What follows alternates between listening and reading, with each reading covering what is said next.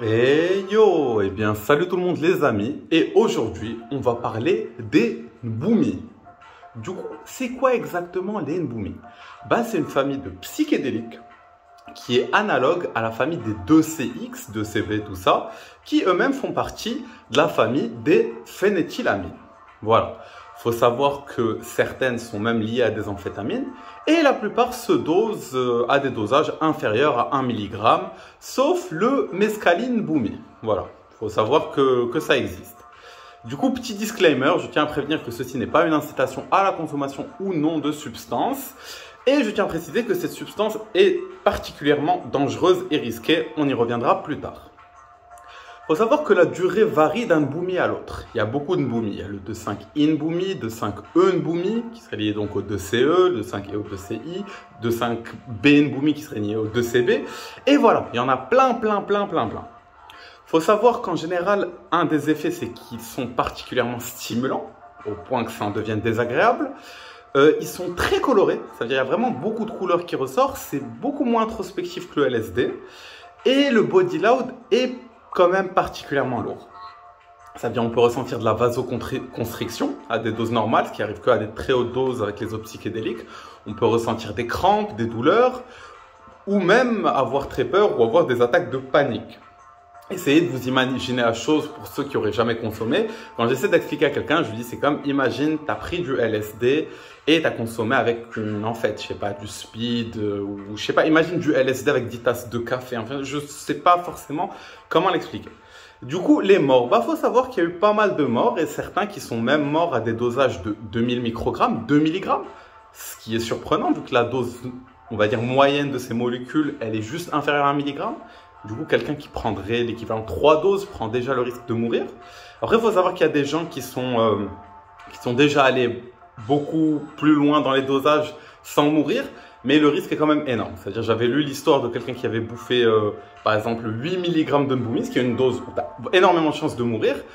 Il racontait des délires comme quoi il était parti dans la rue, qu'à un moment il est tombé par terre, il a eu l'impression que le monde y frisait. Genre visuellement ça y est, ça a bugué. Il regardait la route, il regardait les gens qui passaient, ça a bugué. Il a dit je suis resté plusieurs minutes, ça y est, ça changeait plus. Et il était convaincu de se faire cogner par un camion. Et voilà, au final il y a un gars qui l'a vu comme ça allongé par terre dans la rue, il l'a ramené chez lui. Et le gars ça a quand même été un énorme bad trip pour lui qui l'a traumatisé pendant un long moment. Du coup c'est vraiment pas une molécule avec laquelle on peut s'amuser. En termes d'histoire, ces molécules, il n'y a pas eu vraiment d'usage avant 2010 en fait. Elles ont été créées un peu avant et elles ont directement été mises dans le marché des RC.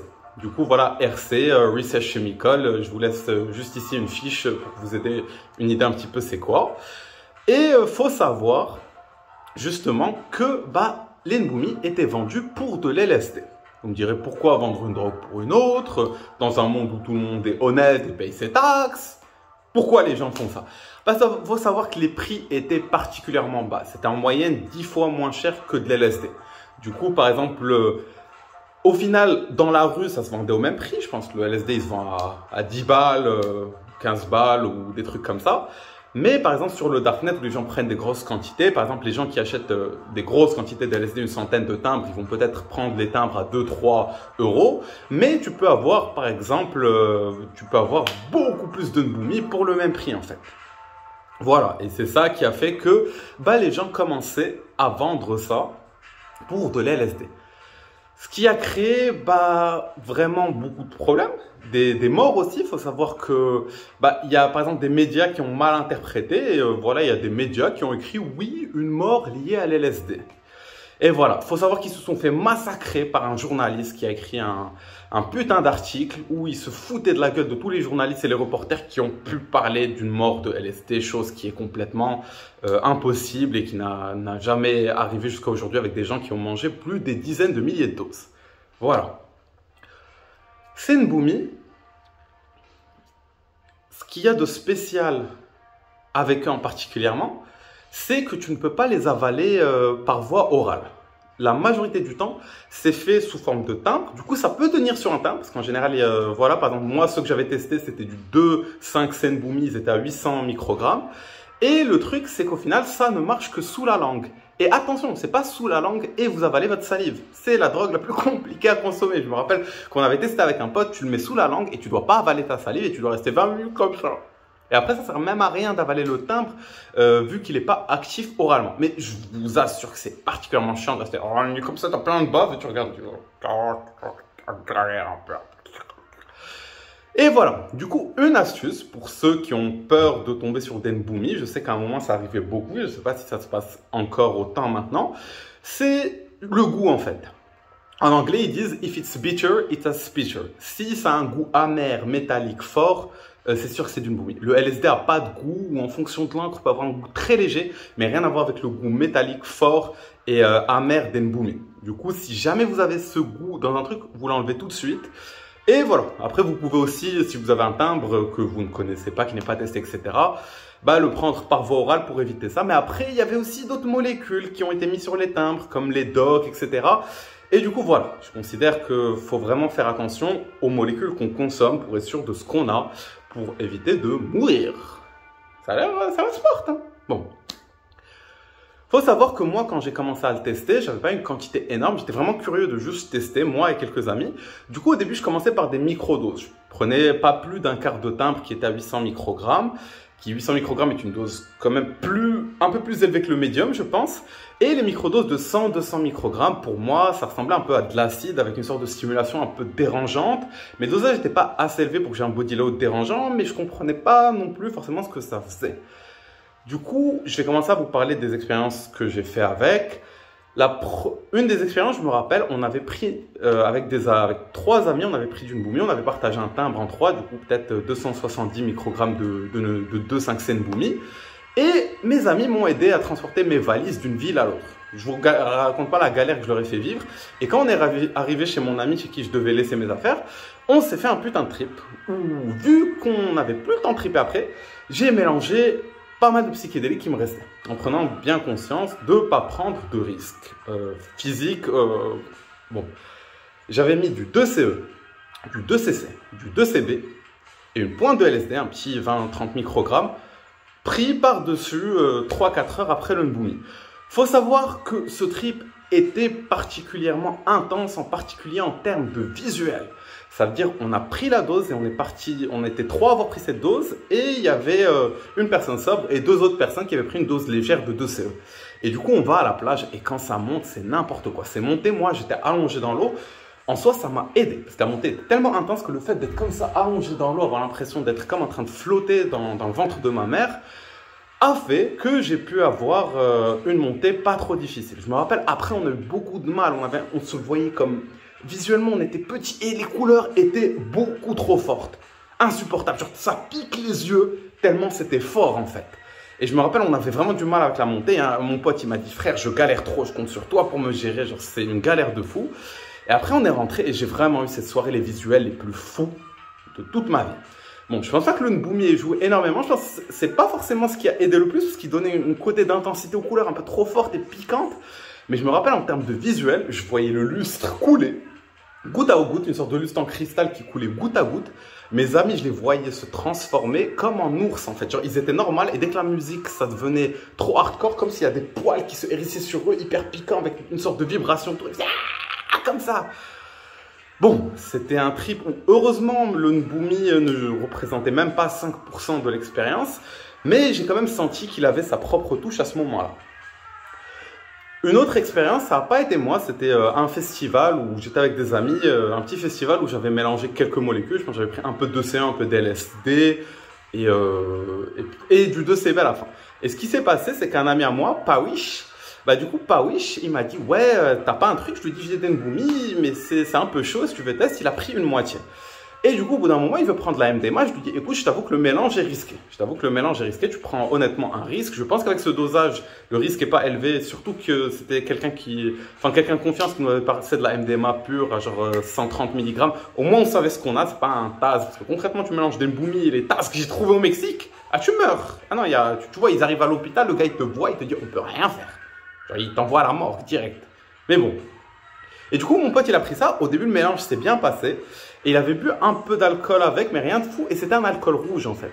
Et à un moment, on sniffe le 2CB. Il faut savoir que sniffer le 2CB, c'est très intense, ça pique, ça monte. Et quand on a sniffé le 2CB, bah, il a vomi juste après. Et il a vomi rouge en fait. Bah, vu qu'il a bu un mélange de sangria ou je sais pas quoi. Et moi, vu que je montais en 2CB complètement trip avec tout ce qui remonte, j'étais convaincu. Je suis parti dans un bad trip où le gars est en train de mourir devant moi. Et je suis trop défoncé pour l'aider. Et j'étais comme ça. Et je le regardais avec une tête de « Oh, tu vas mourir ?» Et puis je me calmais.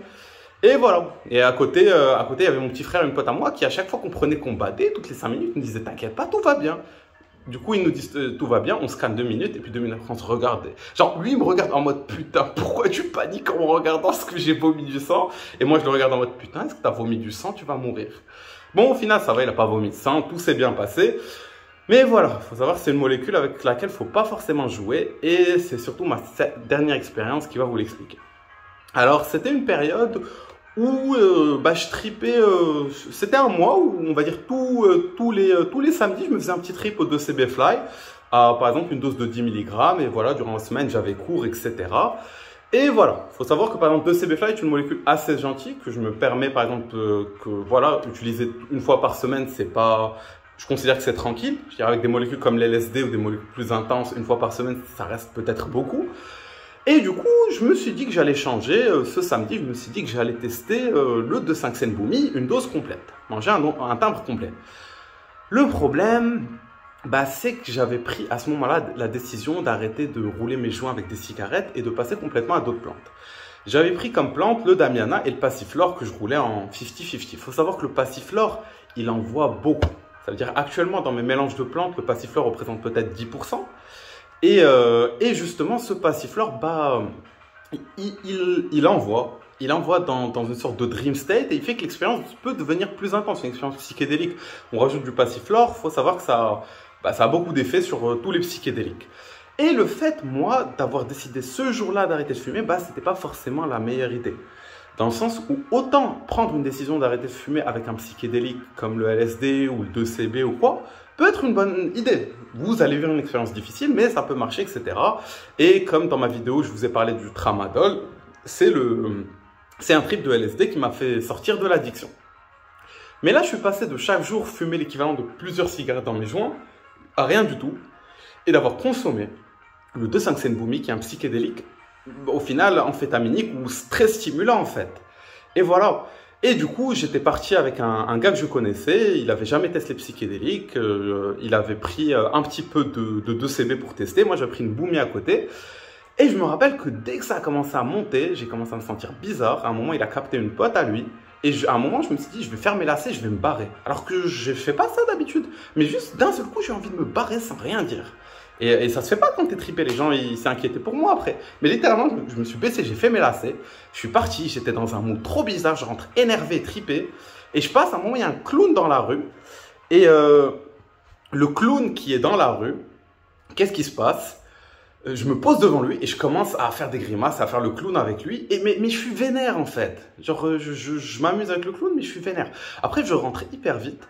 Et c'est là que ça a commencé à partir en couille, parce que là, je n'avais pas encore commencé à fumer beaucoup de cannabis.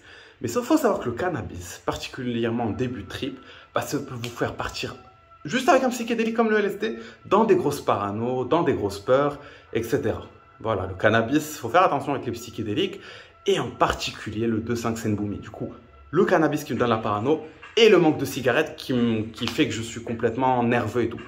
Du coup, j'ai limite des blackouts de ce trip. Je me rappelle juste que j'étais en train de péter un câble et que j'avais hyper mal. Genre, j'ai eu une douleur au pied. Je pense, j'ai compris plus tard que c'est une sorte de douleur psychologique. Et j'arrêtais pas de serrer mes doigts comme ça, hyper fort. Et j'avais l'impression d'être complètement en psychose et de péter un câble. Je me rappelle à un moment, j'ai donné un coup de boule dans le mur pour que ça se calme. À un moment, ce que j'ai fait, je me rappelle, il y avait ma voisine que j'aimais bien. Et je me suis dit, je vais aller lui dire que je suis amoureux d'elle. Alors que j'étais juste dans mon délire en fait. Genre, j'avais juste envie d'esquiver le trip. Et je me rappelle, j'étais parti toquer chez elle. Elle m'a dit, mais tu vas pas bien toi? Je lui ai dit, non, je t'aime à fond et tout. Elle m'a dit, ok, on reparle plus tard. Genre, t'as l'air complètement dans un état chelou, on parle pas maintenant. Je lui ai dit, non, je veux parler maintenant. C'était ma voisine, genre, dans dans une résidence étudiante, j'ai pris mon canapé dans ma chambre, j'ai pris mon pet, j'ai posé mon canapé devant sa chambre et j'ai commencé à fumer mon pet. Bon, heureusement, 2 minutes après, je me suis dit, tu fais n'importe quoi, j'ai appelé un pote, je lui ai expliqué la situation. Il a compris la situation, il m'a dit, tu rentres chez toi tout de suite, tu bois de l'eau, tu te calmes, tu prends une douche, tu te gères. Et franchement, c'était une expérience qui était horrible, quasiment du début à la fin. Et ça m'a mis dans un état vraiment pas bien. J'étais pas bien. J'étais genre, même les gens autour de moi, ils le sentaient pendant quasiment 2-3 semaines, un mois. Ça m'a pris vraiment 2-3 semaines, un mois de me remettre cette expérience. Et franchement, après avoir vécu ça, franchement, je me suis dit que j'allais jamais retester l'Nbumi. Honnêtement. Honnêtement. Faut en plus savoir, c'est drôle, c'est le genre de molécule dans lequel il peut pas du tout y avoir d'addiction. Parce que plus tu le consommes, moins tu as envie de le consommer. Et je comprends vraiment, vraiment pourquoi. Voilà. Du coup, les amis, je pense que je vous ai raconté à peu près tout ce que je voulais vous dire sur Nbumi. Je vous invite à prendre une très grande précaution pour ceux qui veulent s'amuser à tester ce genre de molécules. Personnellement, je ne conseille pas, mais pour ceux qui sont des têtes brûlées, d'aller sur des dosages très petits, de faire d'avoir un setting génial, d'avoir un trip-sitter, d'avoir peut-être des benzos sous la main pour calmer le truc. Mais voilà, je vous souhaite vraiment de ne jamais vivre un bad trip aussi hardcore et sale et fou que j'ai vécu avec une dose au final assez basse de 800 microgrammes de 5 Nbumi. C'est-à-dire ça reste une dose élevée comparée à la moyenne, mais bon, il y a des gens qui ont pris plus.